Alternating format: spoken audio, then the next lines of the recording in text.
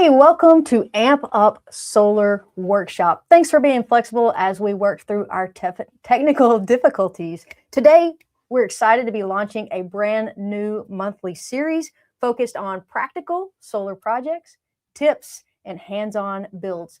These episodes will be focused on those wanting to learn solar and maybe wanting to build smaller projects along with us, but they're also focused on installers and long-time solar users who might want to benefit from useful techniques, tips, as well as real-world ideas.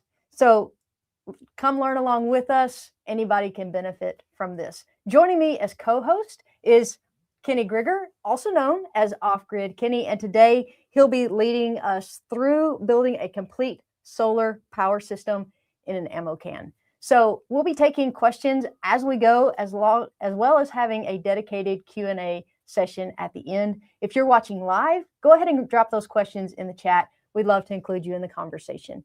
Kenny, so excited to have you here. I've been wanting to build one of these for a very long time. So welcome to the show. I'm pretty stoked to be here too, Kelly. Yeah, we're going to start from the ground up. Although it's a miniature in form, it's going to encompass all of the componentry that you would see in a home, an RV, maybe even a business that has a battery storage system. So, although it's a small system, it is going to be something you can use. I've used these before in emergency situations. This particular design of this ammo can, we developed for some of the guys who are going to the Himalayan mountains, and one of the guys was blind, and so his family had requested that he have a powered satellite uplink so he could send out some braille messages back to the family. And so, yeah, a version very similar to this was packed up by a Sherpa and then went up to base camp. On Mount Everest. So we've made them in various different sizes. We've also made wood burning stoves out of ammo cans before. Although this is metal ammo can, you can use the plastic versions. You can use an igloo cooler I've done before. Any sort of box or enclosure will work. But we're going to talk about the ammo can, which is what they call the Fat 50 ammo can, and it fits really nicely either a 50 amp hour LiFePO battery. In this case, because of the weather that we've had recently here in Texas. We didn't get a lot of our equipment sent in, so we're going to go ahead and talk about the AGM batteries, but the kit and some of the directions for going forward would be a 50 amp hour LiFePO battery. Yeah, sounds good. Now, I can't wait to get started, but before we do, this Off-Grid Kenny name, I've got to know about that. Where did you get this Off-Grid Kenny name? So a little bit about your background, right? So how long have you been in DIY and off-grid solar? So about 5 years ago, a good buddy of mine, Phil, there was 2 Kenny G's where I worked previously. And so the differentiator was Off-Grid Kenny. And I think that was something that was just sort of kind of natural. It fell out of Phil's mouth, and that's what everyone started to call me. And so, yeah, so since the early 90s, that was around 93 when I did my first installation.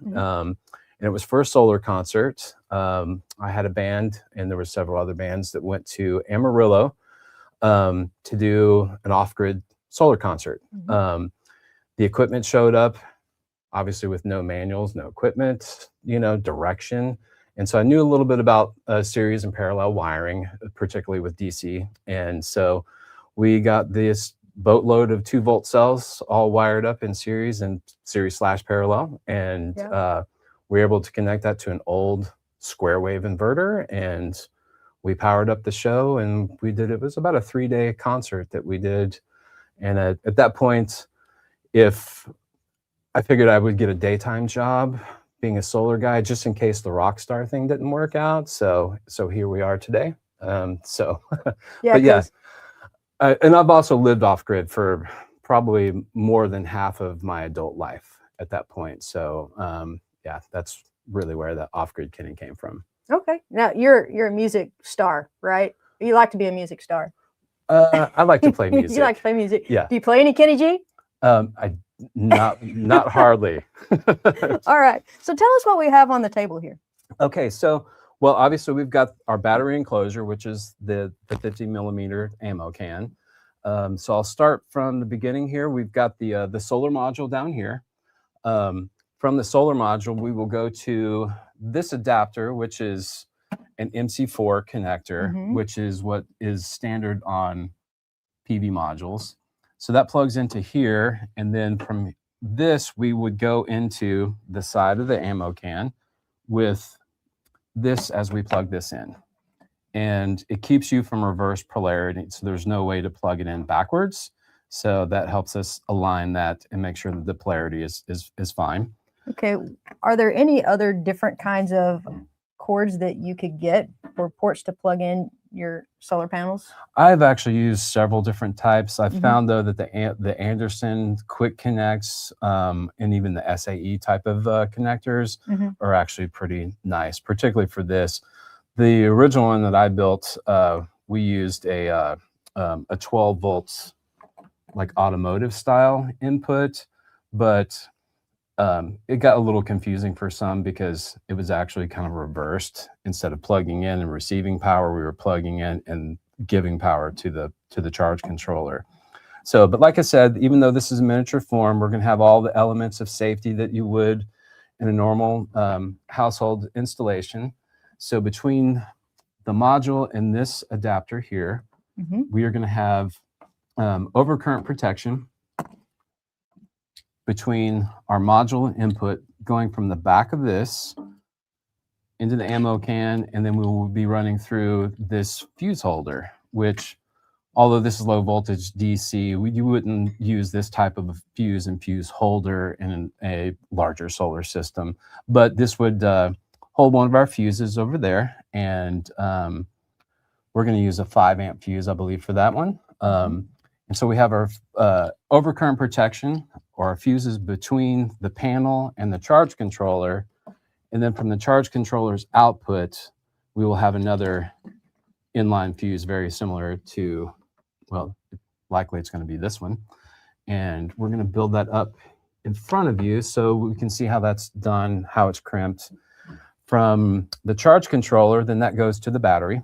And from the battery to the powered plugs that we will install here in a little bit, we'll also have built-in fuse protection here.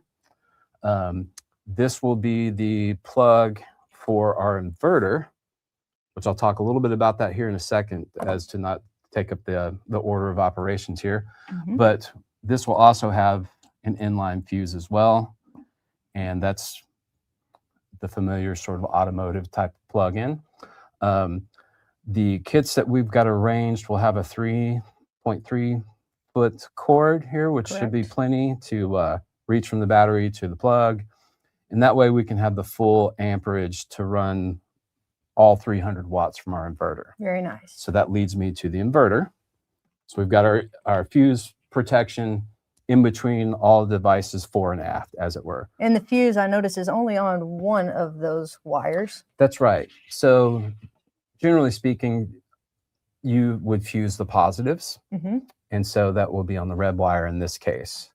And so that will also help us do a visual check to make sure that the polarity is correct, all the way from the battery to the wires, to the charge controller, and then to the actual plugs in on the from the inverter. Now, this is an inverter. For those of you who aren't familiar with an inverter, it's going to take our DC power supply from the battery and turn this into a normal household current. And so, which is AC, alternating which is current? AC, absolutely. Okay. This will be a true sine wave inverter at about 125 volts, I believe, is what the operating voltage is, or what most people will call 110, 120.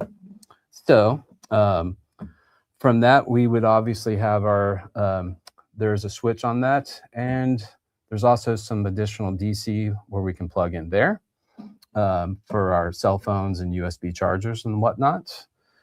And then also we're going to incorporate this, which is a voltmeter, with also that has DC outputs for your USB and I believe your what is that, micro It's USB-Cs. USB-C. Mhm. So What is the voltmeter going to do for us? so the voltmeter is going to allow us to see what state of charge our battery is. Okay. So that'll be in the from 13.1 for an AGM battery is usually full, down to about 12.4. That's when it's starting to get a little discharge at that point.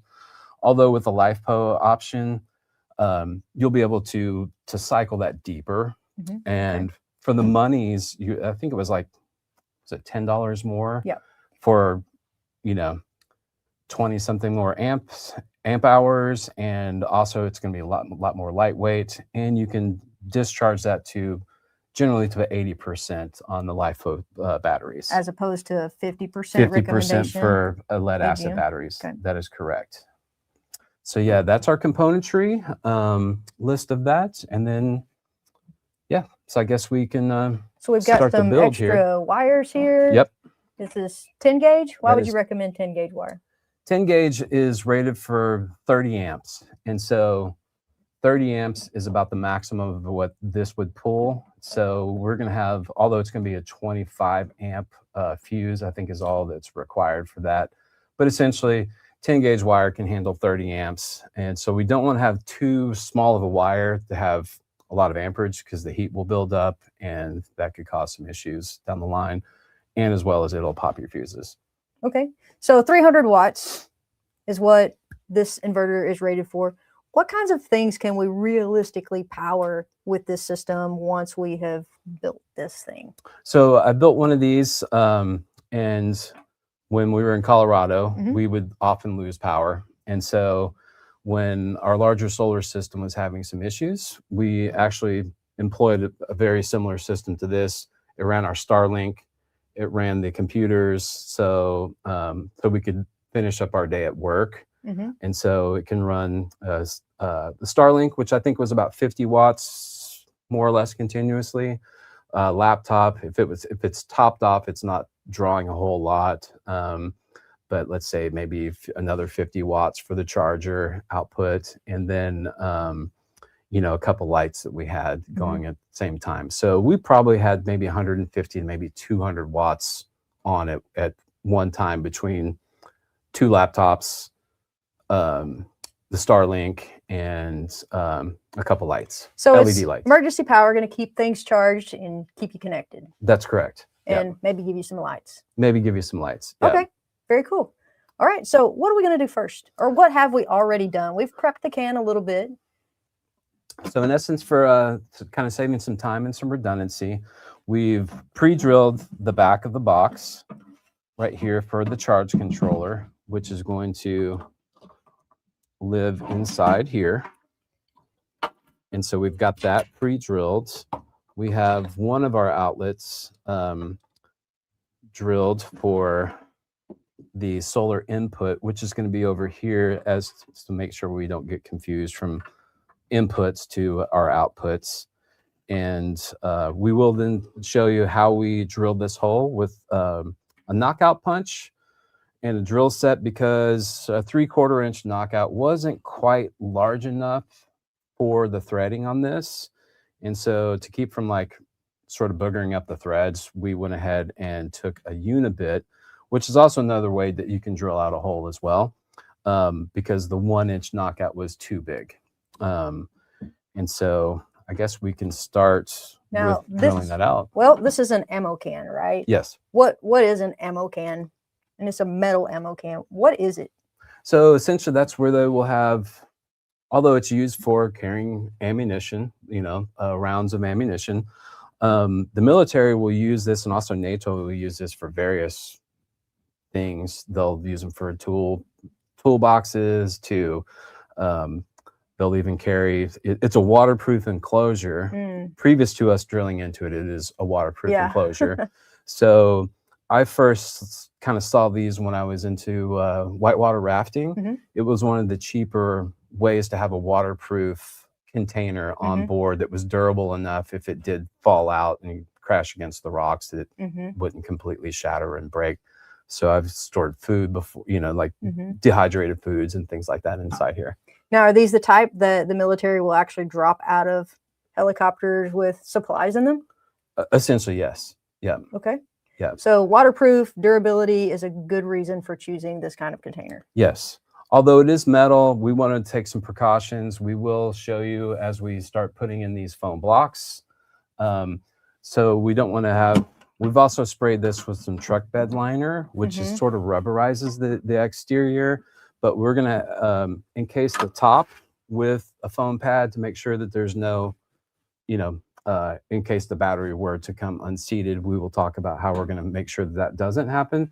But just in case it were, we're going to have this to where there's no metal conductivity with any of the wires or any of the battery posts. So essentially, but if you use a different enclosure that was plastic, you don't necessarily have to worry about that. So this was Army green when we picked it up. Yep. But you can find it in any Army surplus store. Painted it with truck bed liner. We've pre-drilled some holes. How did you figure out where your holes were going to be? Based on the previous kits that I've built before, we are going to design this one. The other ones I've had before, we had a hole here and then a hole here. But since the 50 amp battery is a little bit longer, we're going to go from top to bottom on that to keep some more space. And then the smaller charge controller that we decided to use with this build, this company has been around for longer than I've been around in the industry. So this is a pretty tough little no-nonsense pulse width modulating charge controller. When you say pulse width modulating, how is that different from the other ones that we hear that are MPPTs? Right. So the MPPTs, Macron PowerPoint trackers. Yes. They can actually take in a higher voltage that then is necked down to the nominal system voltage. So you can take a panel like this that's not necessarily a 12 volt panel. That I'd say probably output on this is somewhere maybe around 44 volts open circuit. So you can take this into an MPPT and then it will neck it down to either 12, 24, 36, or 48 volts. So, but this, being that it's that small, we kind of wanted to have sort of just a very rudimentary, but have all the components we needed. So we chose this one because it's smaller and it's actually potted and is essentially waterproof. So a lot of these you'll see like in gate openers and things like that that are kind of hanging outside and maybe, So if we needed to, could we mount this on the outside if we didn't have room? You could. Okay. Although it might get banged around. I know that the reason I went with the metal ammo cans is because I take them to installs, because usually these off-grid installs that we would do, we're bringing power there for the first time. Sure. And we hate listening to a generator because we're solar people. So we would have these in various sizes to charge up our, DeWalt's and Makita chargers and that sort of thing. And also offer light because, like I said before, it's usually kind of like showing up to the moon. So if you didn't bring it with you on an off-grid install, it doesn't exist. Okay. So it's a small power generator.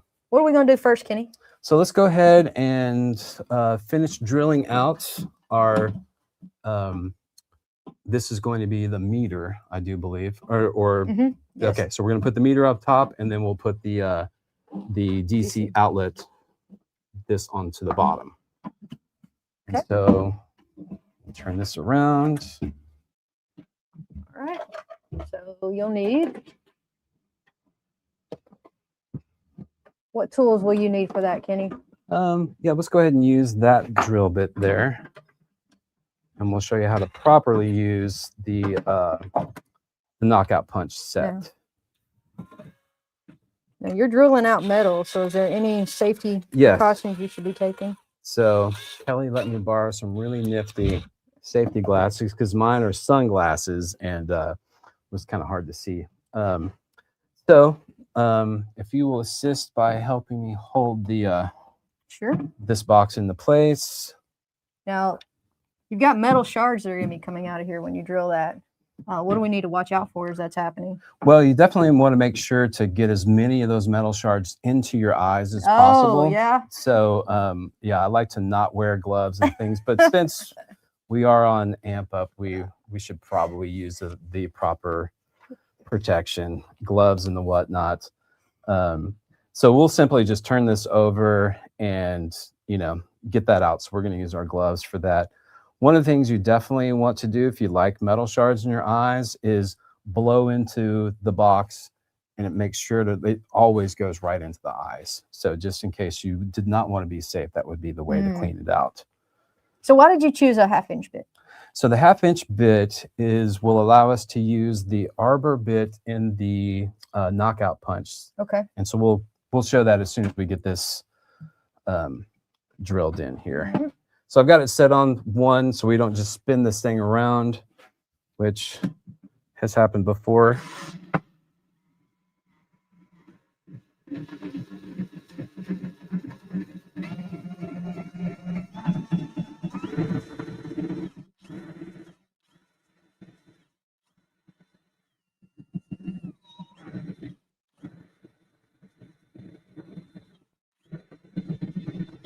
When we get closer to knowing that our hole is just about to be made, there is adjustability on the speed on these drills. And I only say that because some of my installers before, they only know 2 speeds, full blast and stop. So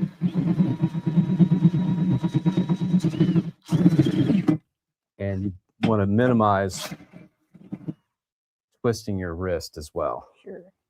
So there's the unibit that we'll need in a moment. Okay.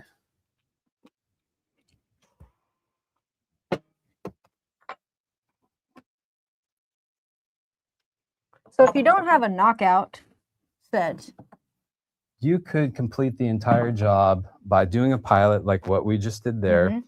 and then using this, which is what they call a step bit or a unibit. I believe this is a Klein, which is some of the top-notch electrical equipment. Greenlee makes them, and there's some bargain ones too that you can get at different hardware supply stores. how do you know what size your hole needs to be? So you can take a dimension off of this or even eyeball it. And because of the increments there, you can kind of take a good guess. So I believe it's probably like a 1/16 of an inch per step, I believe. And so, yeah, you can. I suppose if you had some calipers, you could measure and figure out exactly where on the That's correct. step bit Yeah. that you needed to go. For the most part, I kind of eyeball You most eyeball it? everything. Yeah. Go a little bit, test it out, Mm-hmm. go a little Absolutely. bit more. Yeah, nothing wrong with that. So I'm gonna go ahead and clean this off here a little bit. Yes. No, we don't have a trash can. We don't have a trash can, Yeah, so just leave it on the we'll table. go ahead and just knock that off there. This is why Kelly? we have gloves right now.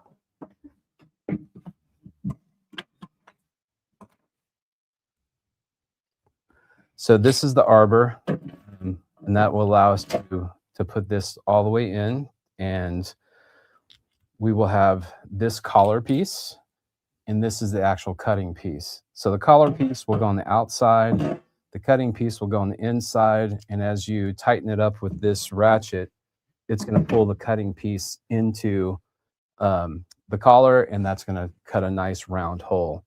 Now you could use a metal hole saw as well, but it can get a little funky.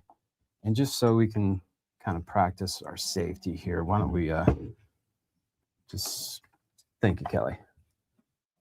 Because if they didn't have the plastic protectors there, we could potentially short that out. So, collar to the, Can we do it like this? we certainly Maybe the can. camera can see Yep. a little better. So we'll put that in here. We will center it, but knowing before how we did the other one, I've kind of maximized it over here to the left. Take a look down. Kind of get that a little more centered. And hand tighten it. Adjust the center. And then now we're going to use this ratchet. So this way we'll tighten it. That way, just by flipping it, turns the direction of how the ratchet either works or doesn't. So you can see here that it's actually tightening, and would be loosening it if we didn't have it that way. So these are pretty cool tools to have, particularly nowadays if you're going to be going into what they call a wire tray, or what we call a gutter. You're going to have to cut in holes, and you definitely don't want to be using a hole saw, making a lot of metal shards, particularly on the bottom of an inverter, because sometimes the guys will take an inverter, put it upside down, drill it, and now you have all these metal fragments inside the inverter, and it's not a good thing. So this is what the pros use. Now they have some really cool ones that are also pneumatic. And like, so although this is a pro tool, it's one of the older knockout punch kits. But it works very nicely. It's very easy to use. Absolutely. A lot more affordable these days. I think mine that I bought probably 20-something years ago was like $700. Oh, wow. So nowadays, I think you can get one of these kits for probably less than $200. And go ahead and take this out, and I'll show you what we've cut out of the box, which are these two pieces there. So it makes a nice clean punch. Now, that's not quite big enough for what we need. So we're going to go to the 3/4 inch. Now, again, if you had a step bit, you could open it up, but there's a lot of drilling that goes on. You want to make sure you have someone to help you hold the box so it doesn't, twist your arm off once it finally does grab. Okay, we'll swap out there.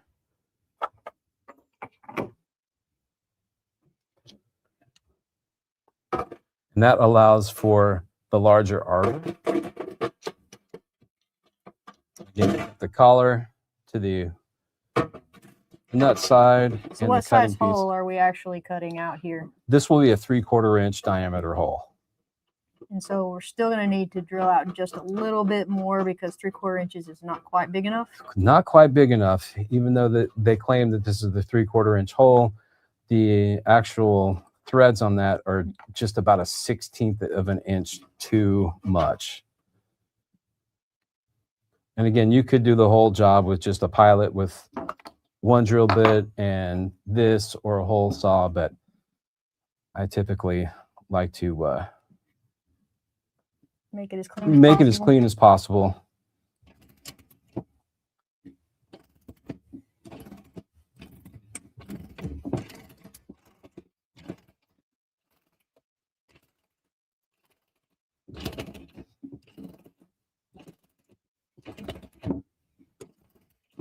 Are these the only 3 holes that we'll need to make besides the screw holes that you made for our charge controller? I do believe that's it.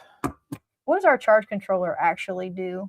So a charge controller is going to literally charge the battery and keep it from either, it's really going to keep it from getting overcharged in essence, but also it will have a various stages of charging with the pulse width modulating charge controller. You'll have a bulk charge, and then sort of a medium charge, which they call the absorption charge, and then a float charge, which is sort of a trickle charge. So it's based on whatever the battery level is at? That's correct. Yep. Okay. Clean this up here. That's fine. Right there? Yep. Perfect. All right. So now the fun part, and again, too, we'll close this up.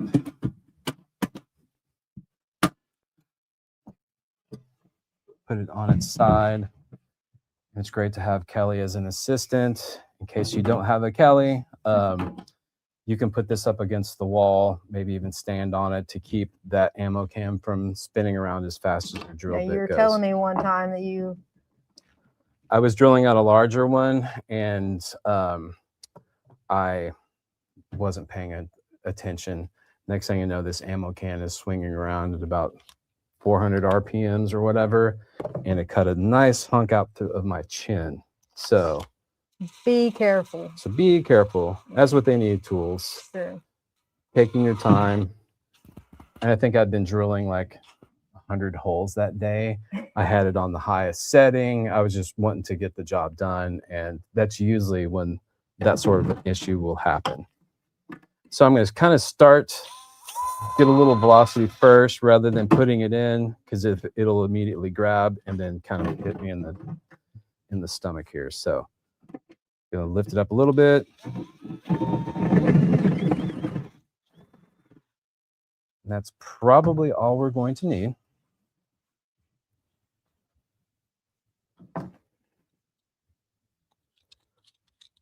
We'll double check that. We'll remove the nut piece, and voila. Great fit. Nice fit. We'll go ahead and adjust the weatherproof flap. And so this will also allow us to see the voltage with the thing closed as well, which is a pretty nice little design there. Okay. So at this point, we'll go ahead and clean out the shards. Make sure to get as many of those into the soft skin carpet as we can. Don't do it with bare hands, right? That's correct. They will stick in your skin.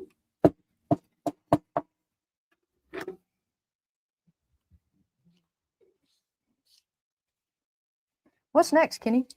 So I think we can go ahead and we'll mount the charge controller, and I'll have you,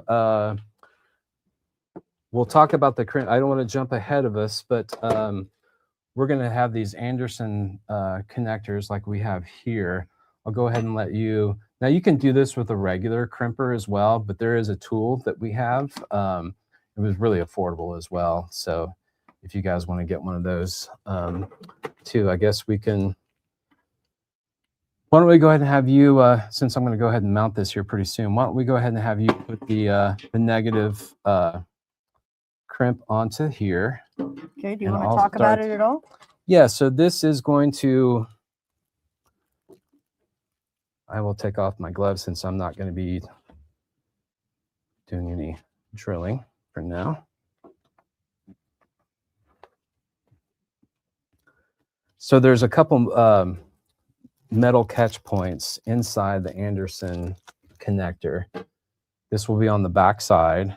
And so you will attach this piece, crimp it down to your wire, and this will go in on top of the metal configuration, just like that. Am I correct in that? Mm-hmm. You can see that. So you have a metal blade inside the back of the Anderson pole connector, and then your other connector has a lip that it slides in over that, and it locks in. Yeah. So we'll slide our wire inside the round part and crimp it down, and it'll be ready to go. And this will be for the negative at this point. So all right, go ahead and have you crimp that on. I can hold the. So because this is a 15 amp, I'll crimp it in the 15 amp hole with the crimpers. That is correct. Just make sure that we've got the, although I believe that the negatives are bussed together for input and output, they usually are on some of these older charge controllers like this. So we're going to go ahead and crimp it to this negative there. Okay. All right. What you got going on over there? So I'll go ahead and start putting in the Anderson solar connector.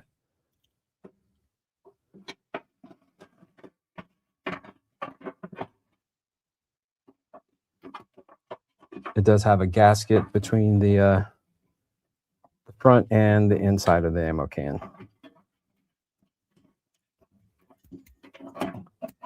These are ratcheting, right? So it makes it easier to squeeze, and you know when it's all the way down, it'll pop. That is correct. Test it. Should be good.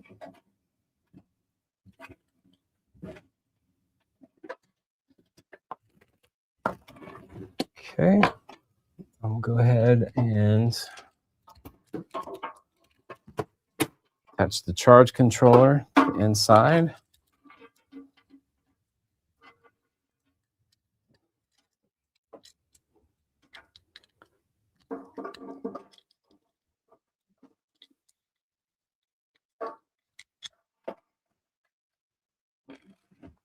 So our solar panels will essentially connect to the charge controller, and then the charge controller will connect to our battery. That is correct. So that the solar panel's charging our battery, and the battery will be powering everything else. So it's there to make sure that our battery doesn't get overcharged by the solar panel. Actually, and before I mount this, we should probably go ahead and put the ring terminal on, and maybe we can show them how the heat gun works. Sure. So this is a heat shrink, what they call a butt splice. So how long do you want that? I would say, well, actually, we're going to use the fuse, so right. That's true. We can probably cut that down.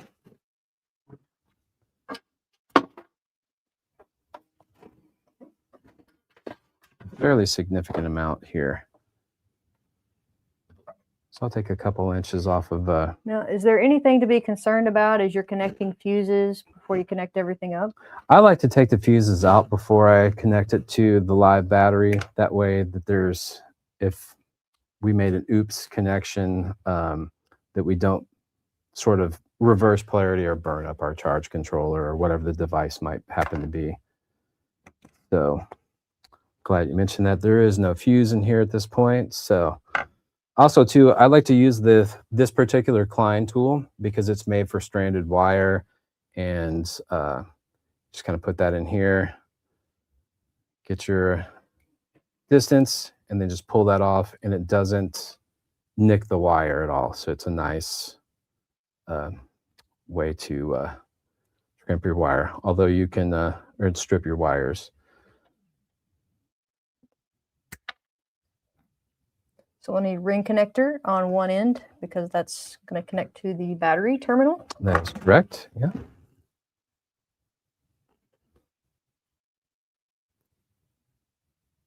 I'm going to go ahead and take that down a little bit. Sorry.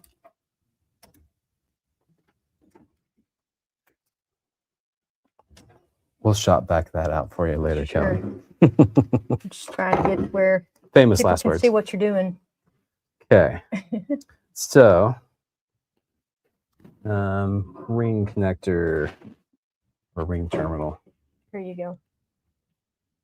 Perfect. Thank you.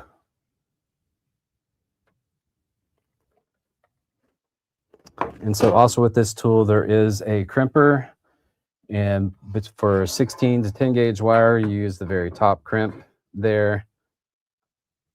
I'm going to go ahead and crimp it opposite of where it is split there in the middle. So we'll crimp it from this side.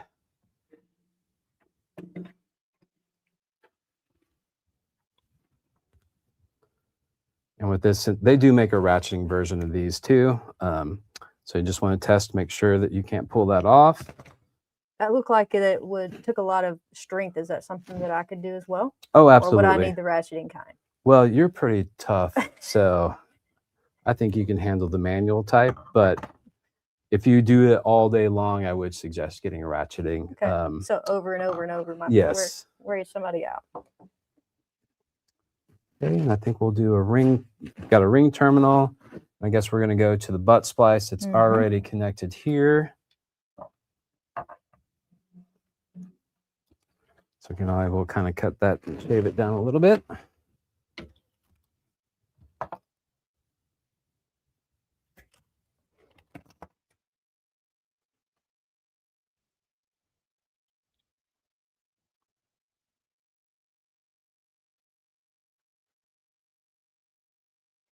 So once again, we're putting the inline fuse on the positive wire.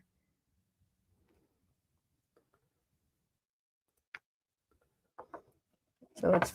And outside of fuses, I think most people are familiar with a breaker. A breaker and a fuse is essentially accomplishing the same task of overcurrent protection.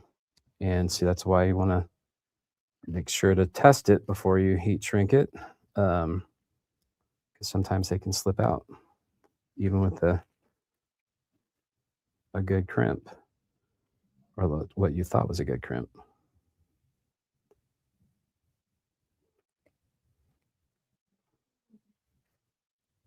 Why is there a yellow wire for positive and a red wire for positive. You know, the manufacturer, I think, did that. They put a yellow wire because maybe that represents the sun as a solar input. Because if you wired it up backwards, you would essentially sort of bypass the charge controller right to the battery, and it wouldn't do much for you. So I think they decided they would go ahead and make that differentiator. So the red and black, you know, go to the battery. And then the yellow is the positive for your solar panel. That's correct.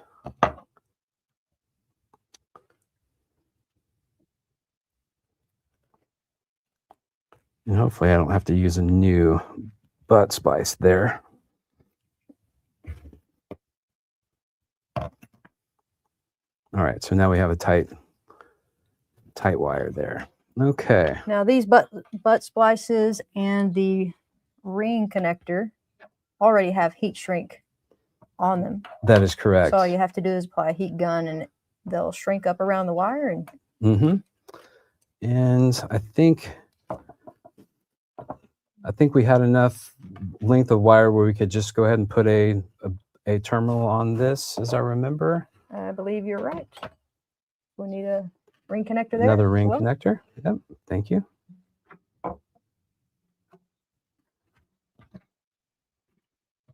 How many of these would you say you've built? Oh, ammo cans. Oh, probably a few hundred over the years. I've seen a lot of these online. When I was teaching middle school, we had a STEM program, and I thought how cool it would be for my students to build one of these. What I really wanted was one for myself, right? But to lead my kids through this, to learn basic electronics, and to learn, you know, how to make all of these connections and think through the electricity flowing through a system, and to learn a little bit about solar. I thought it would be a really cool project.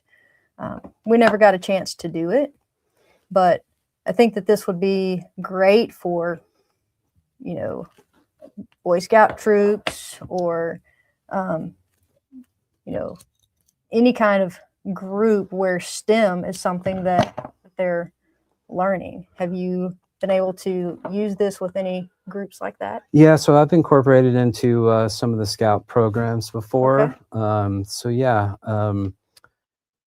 that and even just some. Ready for me to heat shrink this? Yes, go ahead, Kelly. I'll go ahead and take that from you.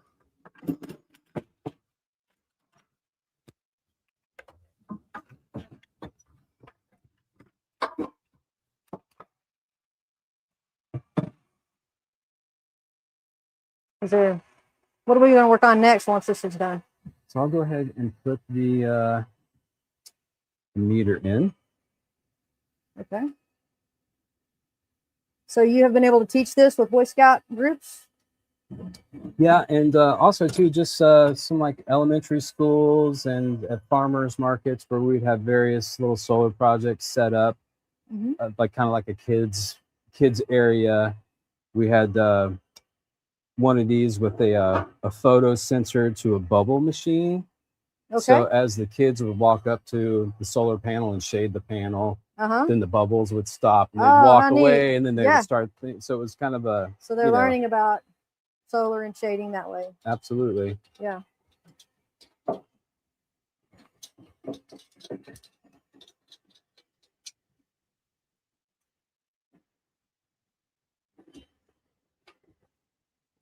Any other types of clubs or groups that you've used it with? Other than, you know, like the rafting kind of folks, you know, a few hunters have had me build these up for them. And actually, quite a few of these went to Burning Man way back in the day as well. So.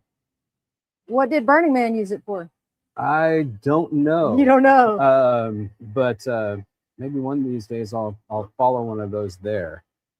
But I have a few guys in Austin that they have a fabrication shop, and they do a lot of builds and crazy things for Burning Man, and they've also built solar trailers and things like that that have been taken out to Burning Man. So So when I see this start to ooze out all the way around, I think it's good, right? Yeah, I think you're good. Okay. This acts as waterproofing as well, right? That's right.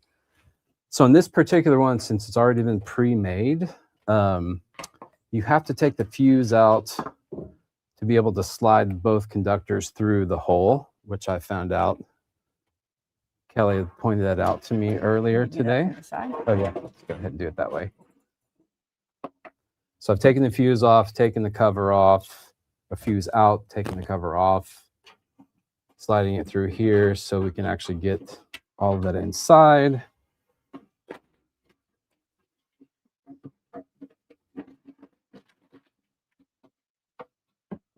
Go ahead and get that seated. And then again, sliding it over that with the fuse so out. It doesn't fit if the fuse is still in and the cover is on. That is right. So it's also kind of a, maybe they designed it that way so so it would, you would have to take the fuse out as you build it.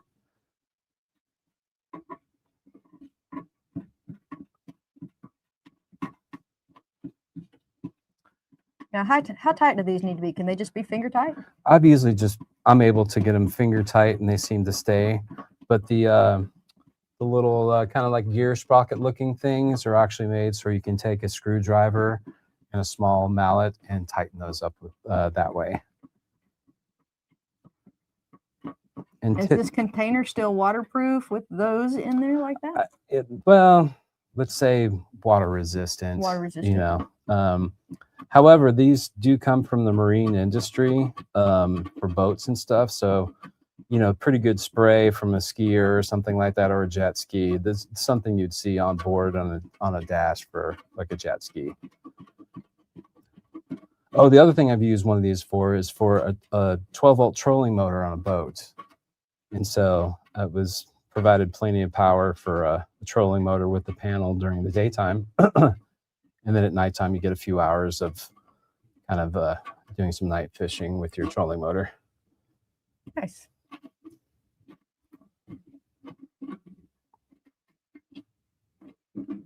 Okay. So that is heated. Now, I noticed that this DC input port with our meter, it has some terminals on the end. Is it going to matter which way that I connect those, positive and negative? It will. They are labeled positive and negative. And I probably should have showed that on video before I mounted that in here, but we can go ahead and do that. So we know that intuitively, usually the brass is going to be positive, but in this case, it's actually negative. So if you're looking like an AC outlet, you know, in the house, the silver goes to the neutral and the brass would go to the hot leg. But in this case, they've reversed it. So we know that this will be on the right-hand side. That's going to be our negative, our brass. So it's going to come out the same way as this one. Red is on the right, black is on the left. That's correct.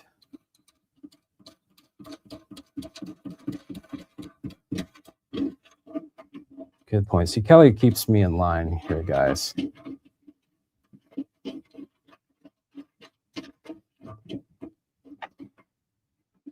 Okay, get that good and snug. Okay, so I guess now we can go ahead and put the charge controller in. We have our negative. Okay. Did you want to make your connections to the batteries before? I think these will be easy enough. Well, that's either way. Sometimes you can do it with the battery out, but then sometimes it kind of makes it a little difficult to place the battery inside. Okay. So I think what we'll do is we'll go ahead and talk about how we're going to insulate the battery now from any potential shorts.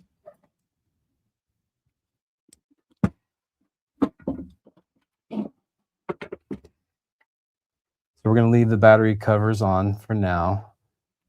I'm going to go ahead and take these. What are those things? So these were like a floor gym mat. Okay. That you can get, but it's basically about a 1/2-inch piece of foam. And I got sheets. these as packing in some boxes. Yeah, so it doesn't necessarily have to be fancy yoga mat type of stuff. You can, Small flip-flops. yeah, flip flops. I mean, it would work. So the main thing is I want to make sure that the positive, I believe that's Yeah, because the it's one. really close to your metal container. It's really close to the metal container. So we're going to go ahead and put this one in here. Or was it? Okay, that's what we did. And you just cut these to size to fit. Yeah. Not very nicely, but yes, they were cut to size. But we weren't quite sure if we were going to need to cut this for the LiFePO battery or not. So at the last minute, we were able to procure one of these AGM batteries, so at least we can get the build done.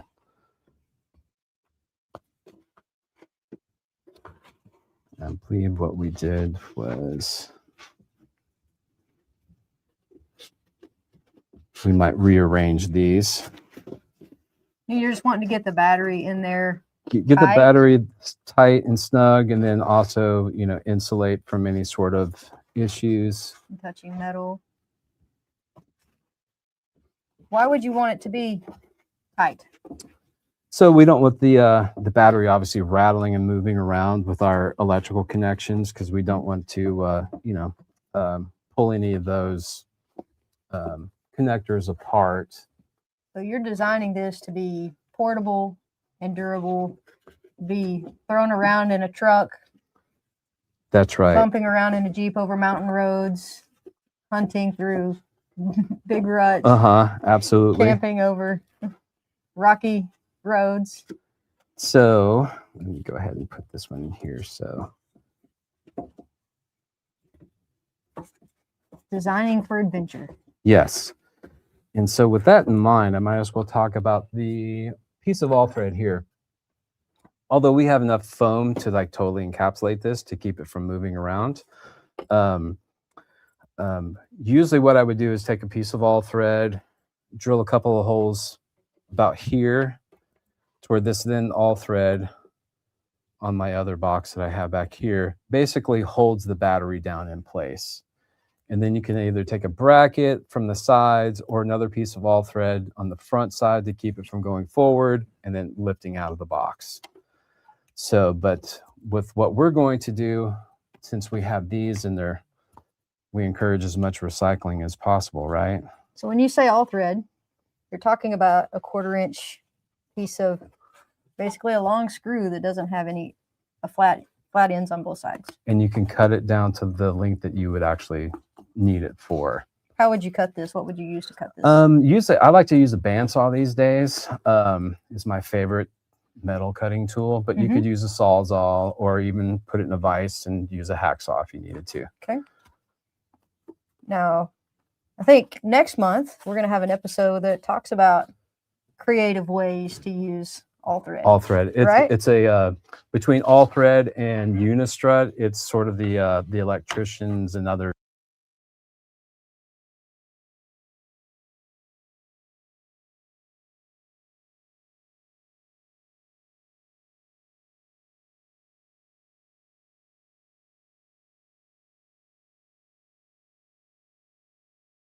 Here. Now we had, yeah, that's right. We will have kits on our website with everything that you guys, if you want to build one of these yourself, we have put together kits with all the components that we're using here to build your own. And yours will come with some of this foam padding to get you started. So it comes with some all thread as well. And all of these other components that you see. It will come with the lithium, the LiFePO 4 batteries instead of the AGM. So look for that. I believe they are listed now on the site. And you can build along with us as this show airs again. All right, so we're going to put the charge controller in the box. Go ahead and put that into the box.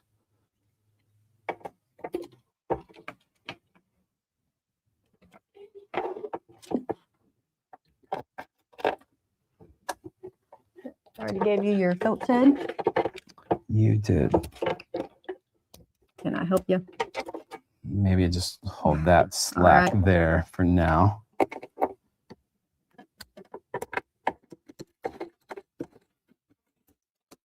As we'll put the safety glasses back on. Even though we're not wiring it live, we will practice what we preach to be safe within everything that we do. So I noticed when you were measuring this charge controller for where it went, you wanted it to be as close to the front of the box as possible, but you left yourself a little bit of space from the front. Why did you do that? Oh, from the top here? Right here from the front. Because not this particular ammo can is pretty smooth, but sometimes on the corners there'll be a weld or a seam, and it kind of makes it a little difficult to drill through something like that. And also sometimes it just is just a real kind of a pain to get things to line up after you've mounted that. So that's why I decided to move it back a little bit, even though it's only about a quarter, not even a quarter, probably an eighth of an inch back, because the charge controller kind of had those little flaps, as it were. Looks like it gives you a little bit more room to work in there also. That does.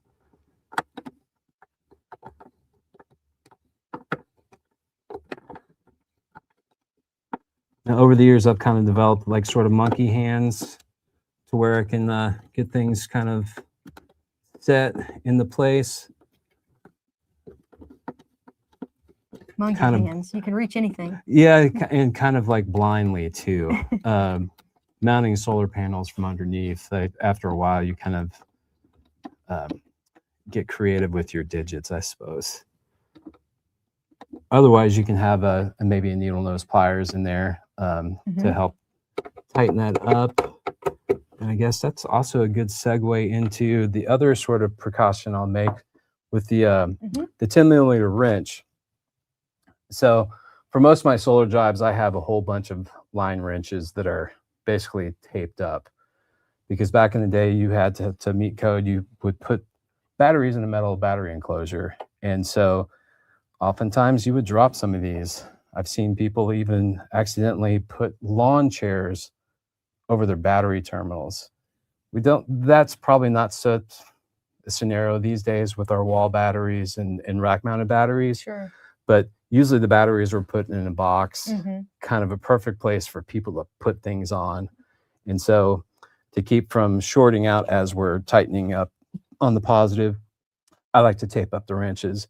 Now, it's not UL listed as an insulated thing, but just in case, you were to touch that, I like to tape up my wrenches. Sure, I can see how that would be really easy, especially on the positive side. If you're moving it, it'd be really easy to touch the metal enclosure. It can be. Now, you don't have fuses in here, so nothing will be actually electrically connected.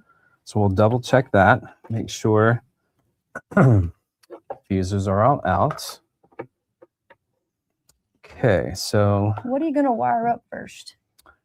I would say let's go ahead and get our you got your PV input here on the bottom. Yeah. Would that be the easiest thing to do? I think we should start there so we can and actually what I can do is hold the battery box for you, because you're sort of the pro with the Anderson connectors these days. Oh, is that right? Yeah. Okay. Let me know if that is a good angle or not for you. Maybe up a little bit. Yeah.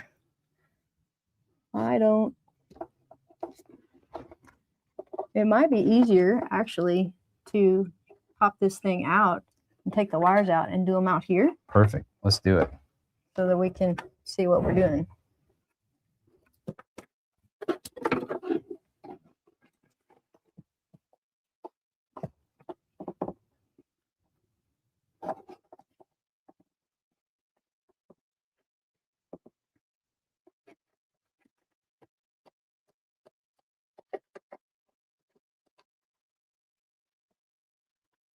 if we do that, let's make sure to put the wires through the, Yeah, let's go ahead and install that ring.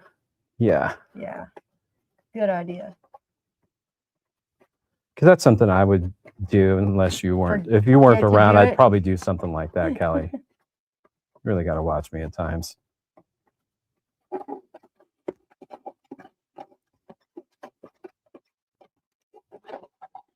Okay. All right, so we have this one and this one. Okay. So gasket and then the ring.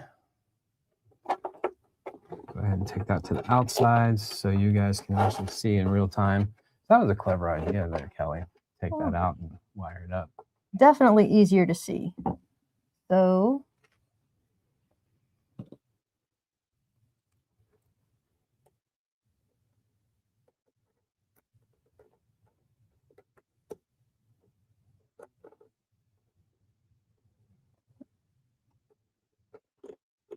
I think you're the only one that's done this, actually. Where's that metal? There it is. So we're going in over the metal. Oh, there we go. Nope.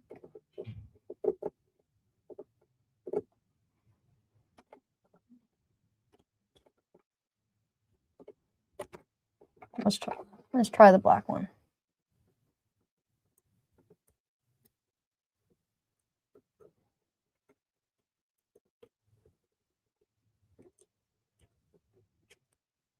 Now, Kenny, you're putting me on the spot here because you're the only one that's done this. I didn't do it.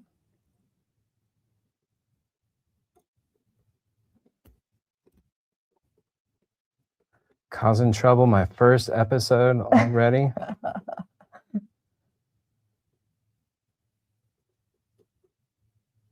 I'm going to let you do it. Okay.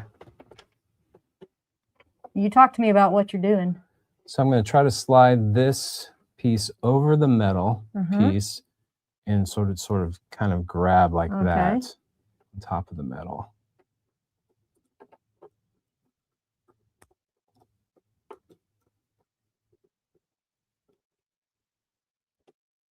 You made it look easy the first time. Just want to make sure I wasn't trying to do it backwards. Yeah.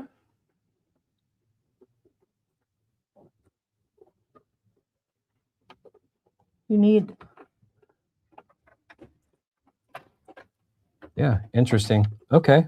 Did it work?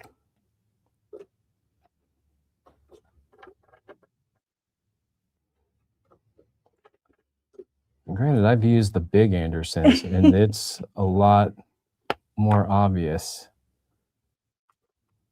So there's a metal plate and that lip goes down over that metal plate. In theory, yes. And you made it look easy the first time. Yeah, it went through. I wonder if I maybe resize it, but I didn't do the negatives, so.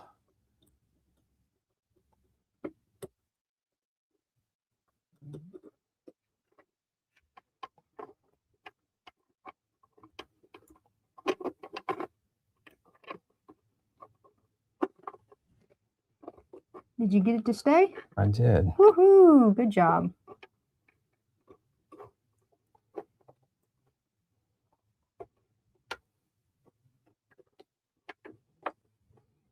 Kenny put me on the spot. I have actually never done this before. I watched him do it once. Okay.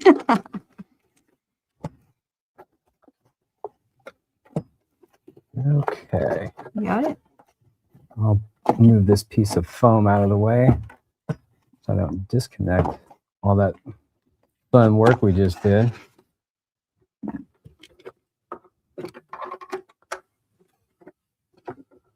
Okay, I'll kind of fish.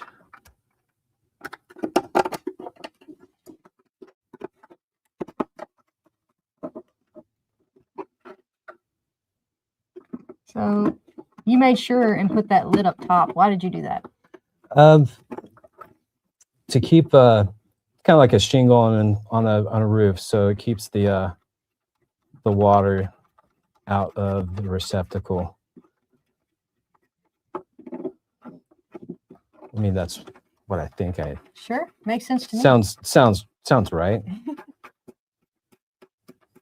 That way, if you forget to clean them or close them, they might actually even keep water from running inside. Better than gravity holding Yeah. it open. And two, if it was upside down, you'd have a nice little bowl, probably full of water, Yeah. and then put it on, and then force water into it would be no fun. Well, Okay. technically, we could connect our solar panel. Yep. Okay. Great. So we can go ahead and assimilate that if you want to. Let's go ahead and make the rest of our connections. Okay, perfect. Because we'll be moving this box around, I'm sure. Okay. I'll go ahead and move this foam out of the way. So then we can tighten up the battery. And then after we get all the connections made, okay, then we can tighten it up. That way we have a little bit of all the rest wiggle of our room. wire ends are good and ready to be connected. I do believe that's the so. case. Okay, so battery hardware.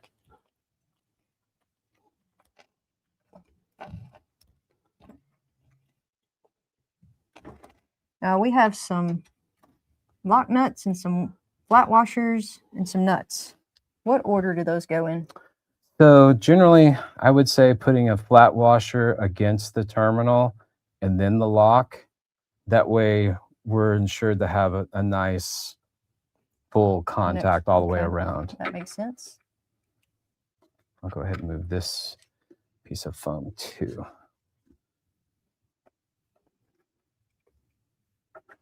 Would you ever want to go under the handle or always over? You're going to put your padding in the handle, I guess. I guess we could go under that and then, well, we might not have room. Mm-hmm. So I think I'll go over for now at that point. And one can get creative with their foam pieces too to make a really nice, yeah, what recommendations do you have for wire management? So, you could put in a little piece of foam, maybe two with the adhesive, maybe separated, sort of like this, and we can make a little channel. Mm-hmm. And then you could cover with another piece of foam to keep that there. So we won't probably get super fancy with that, just so we can get this built and done, but again, too. Before we tighten that down, do we want to make our other connections? Yeah, I just want to kind of put it on there just enough so I don't have to fish out that nut if it were to fall in there. Okay.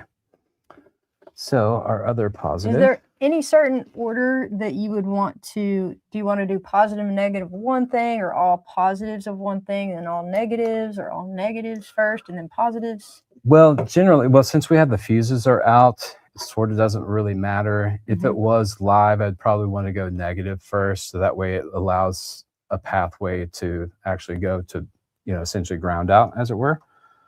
So, but, okay, so that's our input there. We'll put a fuse in line once we're all done. So you're checking to make sure we have a fuse on the positive and the positive is going to positive. Making sure the fuse is not in there, and then also visually checking to make sure that we are connecting the positive, which is our red cable, to the positive battery. Okay. So that would be a reason for doing all the positives first, so that you know that you're checking all of your fuses.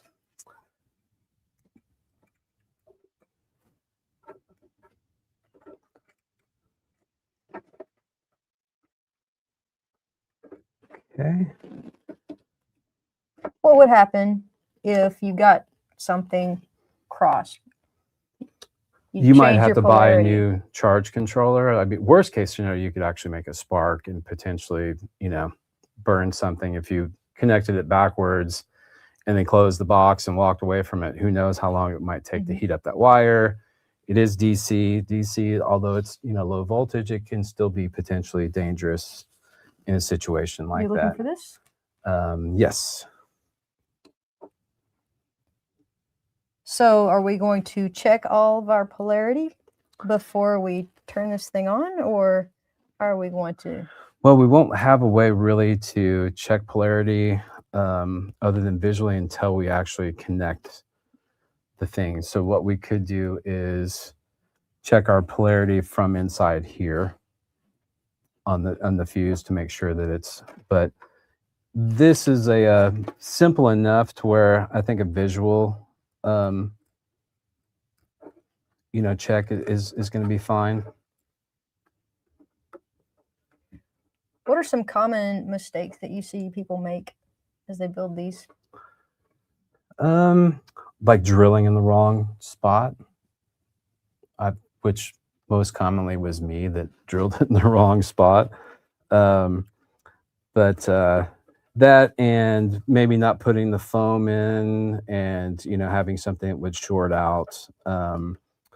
I had at one time put in the lock ring here. Oh, see, I did exactly what I did not want to do.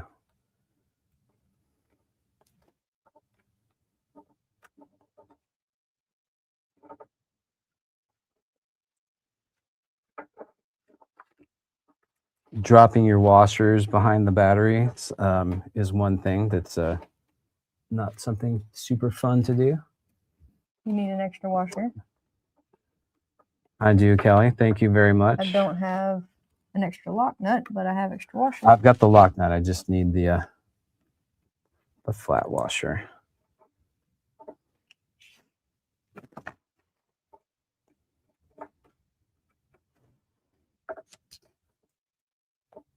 Flat washer against all of our terminals, and a lock washer, and then we will put the nut on. And I almost lost the lock washer. Things happen. They do. And that's why it's good to make sure all the fuses are out and you wear eye protection, even though sometimes it can be a little annoying, but it's always a good idea.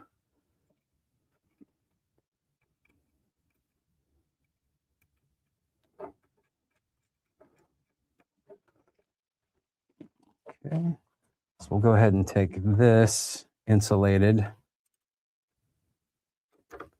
wrench, kind of get it finger tight. Sometimes you can get lucky and just hold it finger tight, and then the lock washers lock in and kind of does the grip. Torque that you would need to get it to generally? What I like to do is sort of get it like hand tight and then do a quarter turn. It's what my grandpa taught me was the spark plug torque. It's where you get it hand tight and then turn it a quarter turn with a wrench is how you would seat a spark plug, at least back in the day. Not to say that they don't have torque wrenches available, but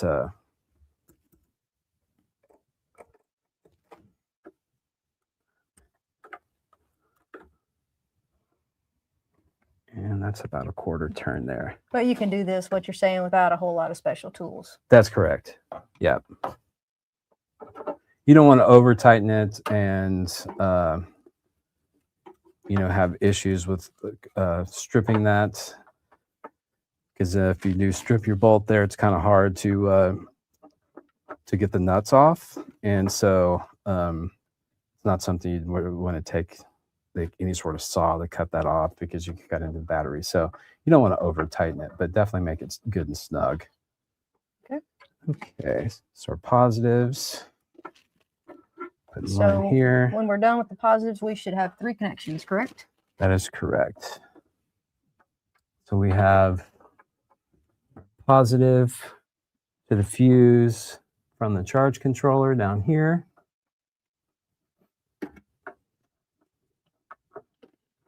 Charge controller to battery through this fuse. We have this, which was pre-fused. This is going to go to our meter. Right side, because that is the positive. The positive post. Because it's silver in this case, and sort of not really how you would intuitively think it would be. Unless you don't know. And then you just look at what's And then marked. you just read the manual and then you're set to go. Yeah, I would say the most common mistakes made in any sort of installation. Now this one's got a different fuse in it. Yeah, so this has an older, kind of like the classic glass fuse that you might have seen for. And we didn't take that one out. So we didn't take that one out, Kelly. That's a good catch. See, again, I'm causing, already starting trouble in my first episode, so I do apologize.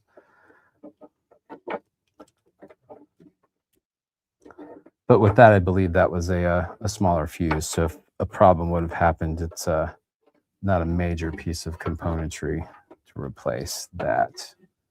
Okay, so now we need some everything negatives. Positive is connected. We're ready to do the negatives. And fuses are out. So I'll grab the negative. So one negative here, one negative here, and should be another negative. I've got it right here. Oh, perfect. Okay.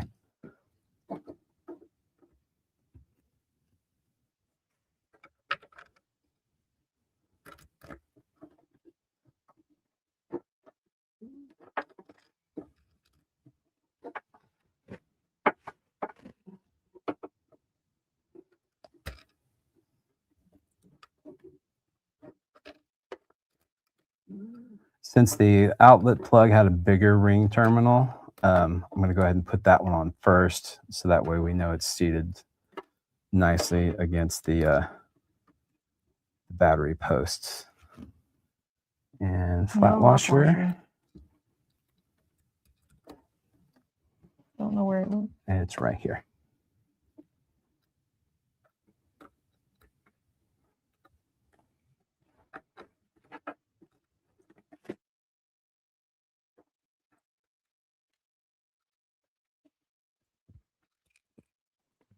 Got close, Kelly.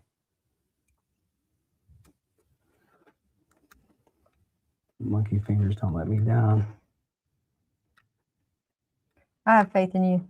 Now you were going to tell me about a mistake that you made one time when we were talking about common mistakes.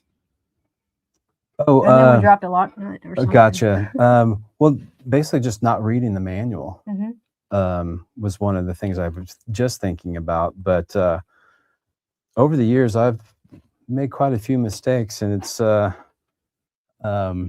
something that you learn really quickly about, particularly, you should take your time.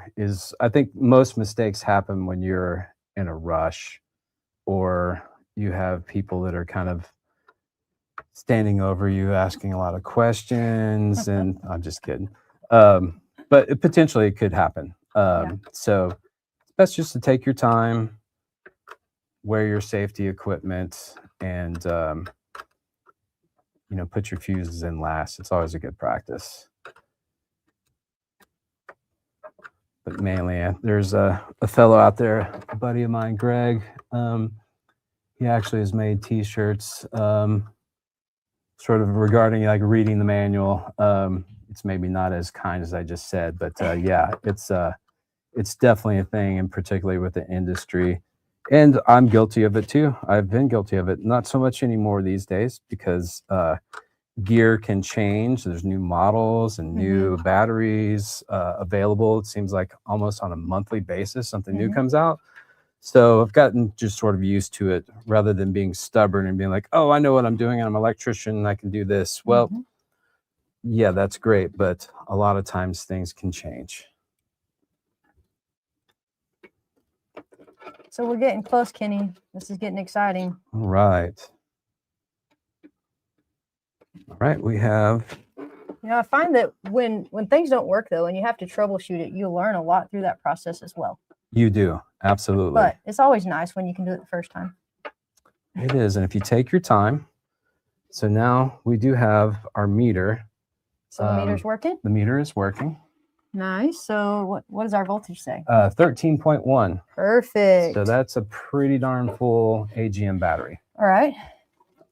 Is there any testing or safety that we need to do before we insert the fuses for the We could, charge just for a good controller? measure, let's go ahead and test the inside of our fuse holders with a voltmeter. And what we can do is, so if you're new to a voltmeter, you would put red to the red and black to the black, right? You put your positive to the positive, negative to the negative.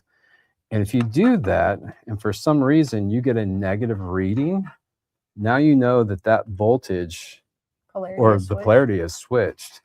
So what I'm going to do is I'm going to take this just to show that here. You'll hold that up maybe for the camera. I'm intentionally going to put the black onto the red positive post and the red onto the negative post. And see that little negative sign that just showed up there? Mm-hmm. That is reverse polarity. Oh, there we go. Thank you. Not used to your mirror. So we'll go ahead and do that again. So now it sees a negative 13.1.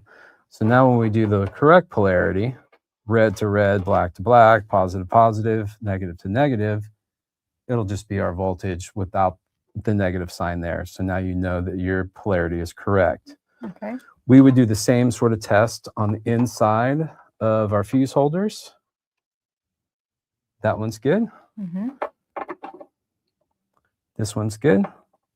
Mm-hmm. And the other one is the barrel fuse, which might be a little more difficult to do. But we're already reading it on the meter. But we're already reading it on the meter. So,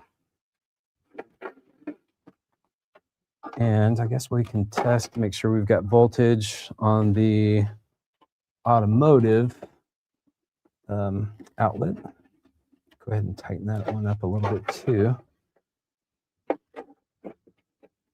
And on these marine and auto low voltage, most of the time the center is positive and the ring will be negative. The center is positive Mm-hmm. and the rim is negative. Oh, we need fuses. We need So fuses. now is a good time to put our fuses in. So how do you know what size fuse you need? So for the outlet, we're going to go with the 25 amp fuse. And that way, Did you already have one that you took out? yes. How do you know that you need 25 amps? Well, this is the 20. So 25 amps would give us the full amperage that we need to run a 300 watt load. This is also rated up to 30 amps in particular. But since we're going to be calling for a 300 watt inverter, we don't necessarily need to go to 30 amps. Although if you went with, I think the next increment though, I don't know if they make a 400 and something watt inverter. I think the next bump would be above 30 amps, like a 500 watt inverter. Is there a certain way that goes in? Nope, they're equidistance apart. And so now I'll go ahead and check voltage. Center positive. Ring negative. 13.1. Perfect. Okay. So now we'll go ahead, and obviously we're not outside, but we will go ahead and put in from here. Let's go ahead and put in a 5.125. We can probably put a 10 amp fuse in between here in the battery.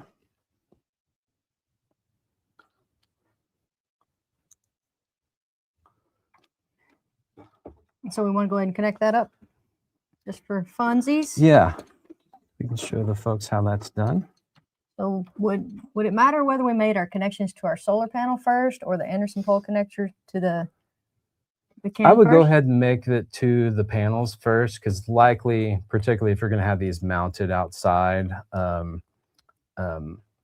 would have a disconnect. So I guess it's 6 1/2 dozen really, but it's kind of nice to, we don't have to worry about reverse polarity because black and red just will not function with that. And so that'll just snap in real nicely, and then you're set to go. And then we'll put a 5 amp fuse into the charge controller port.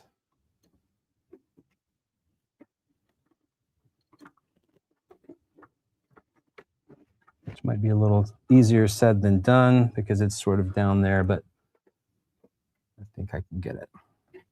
Why would we use 5 amp for the solar charge controller? Because the charge controller input is rated for 5 amps. Okay. And so it's actually 4 point something. 4.5? Yeah. Which will handle right at an 80 watt module, at least according to the specs on that module that we have there.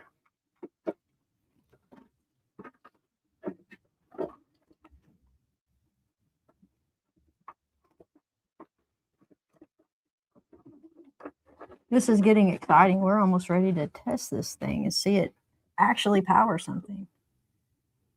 All right. Fuse, fuse, fuse. I think we can add our foam later, so Sure. we can go ahead and kind of get down to the fun stuff. Anything else that we need to check? We're about to connect the inverter, correct? We are going to connect the inverter. Is there anything else that needs to be checked for safety before we do that? Well, we've checked all of our polarity. Mm-hmm. You know, our terminals are tight, so I think we're good to go ahead and make our next step to make this thing go live.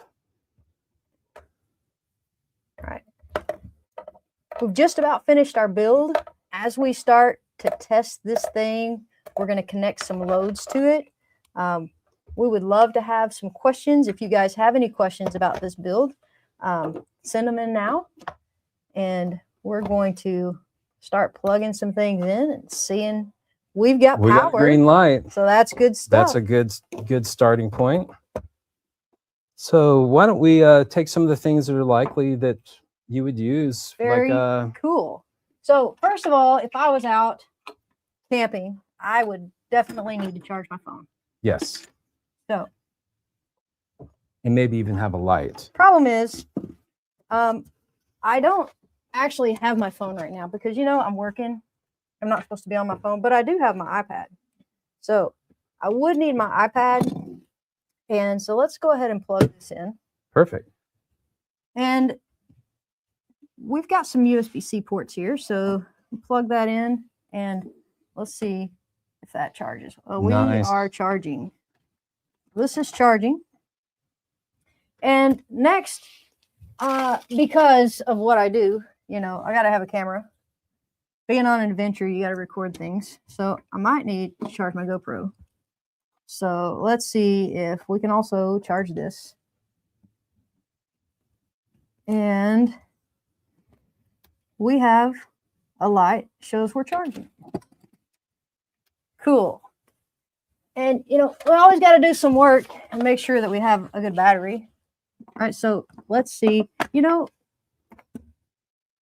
would it matter for efficiency's sake if I'm going through the inverter for my USB port or through our It would be here? more efficient going DC direct because the inverter will take some idle current just to be on and processing DC to AC.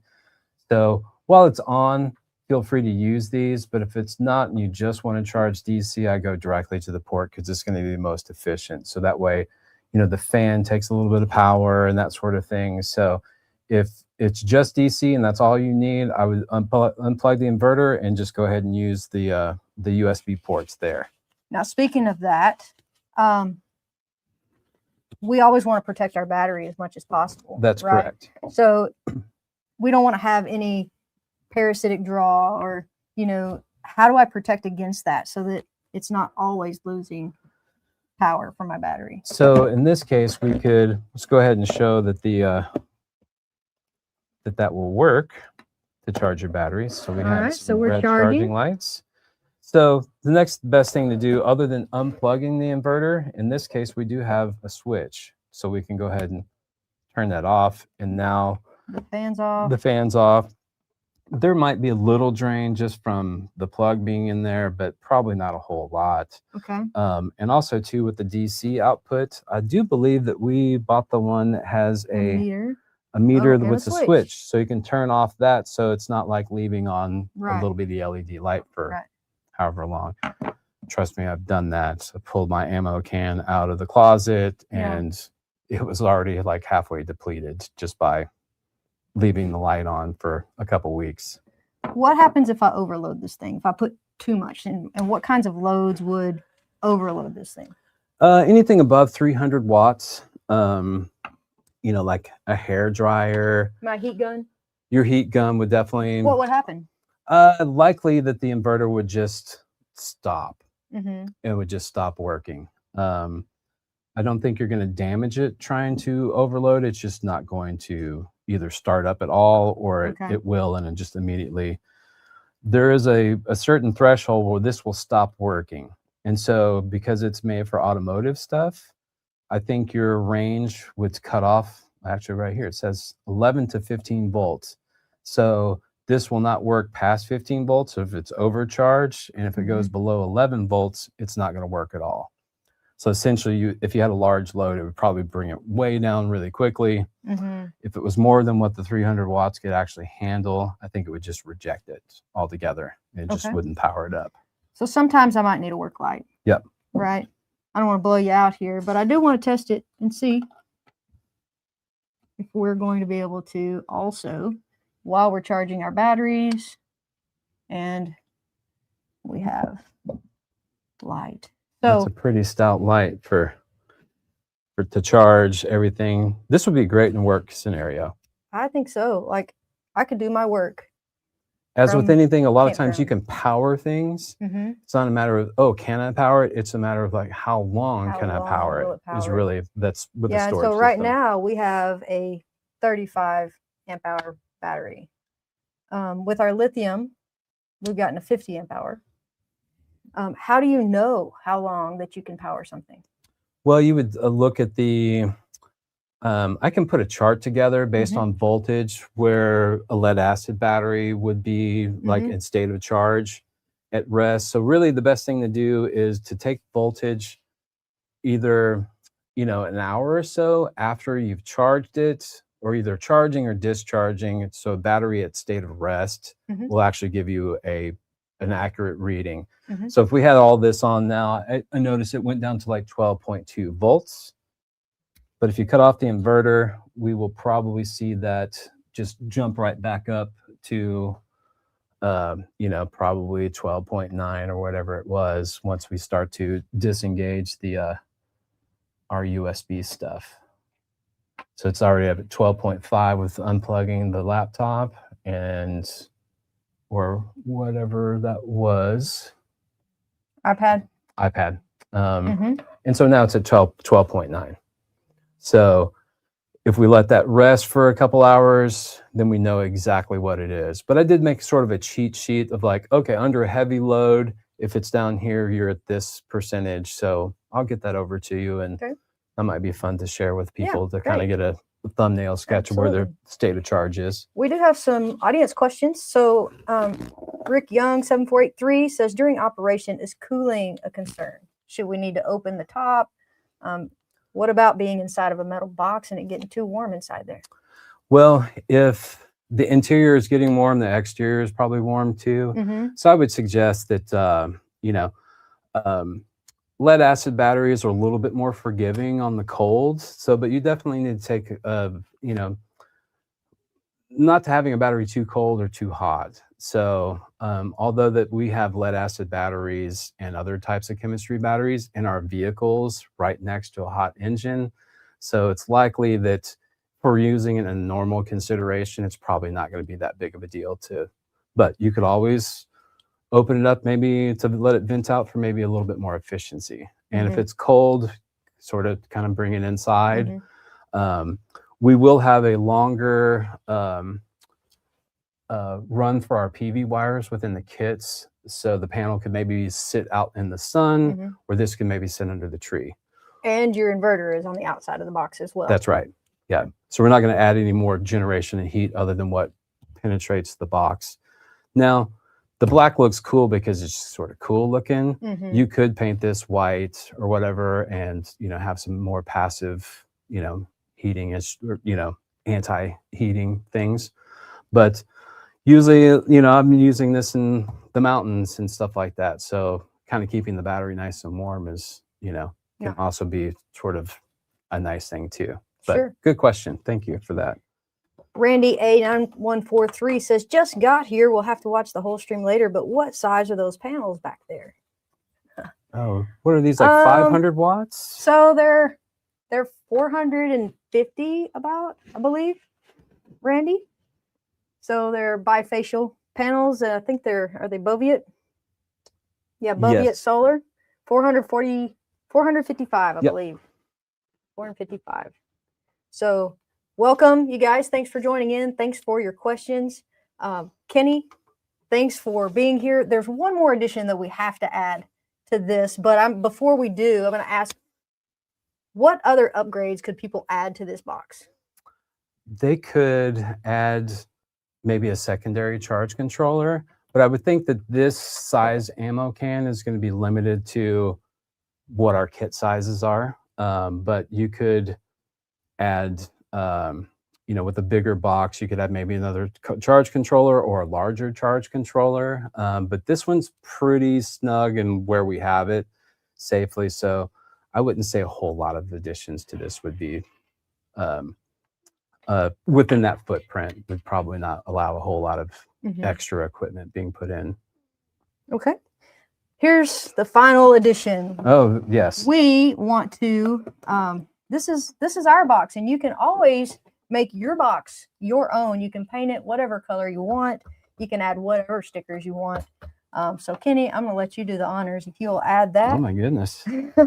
And we've got one more load test that we want to make sure that it works. But Kenny, I wonder if you have one favorite use case that you have actually used the system with. So I do. I have used this to power up my guitar amps out in the igloo that my son and I were making. And that's usually one of the first load tests that I do, because that's kind of what brought me into the industry, was the music industry sort of colliding with the solar industry. Right. So usually to do a good test, that's what I want to do, is fire up an amp.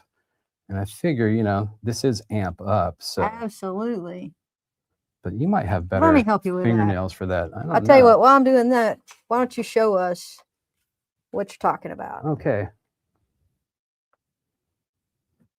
And I appreciate you being here today and walking us through this build. This was really so much fun. And again, I appreciate you guys having me here. And I'm just tickled pink to be part of the S2 crew.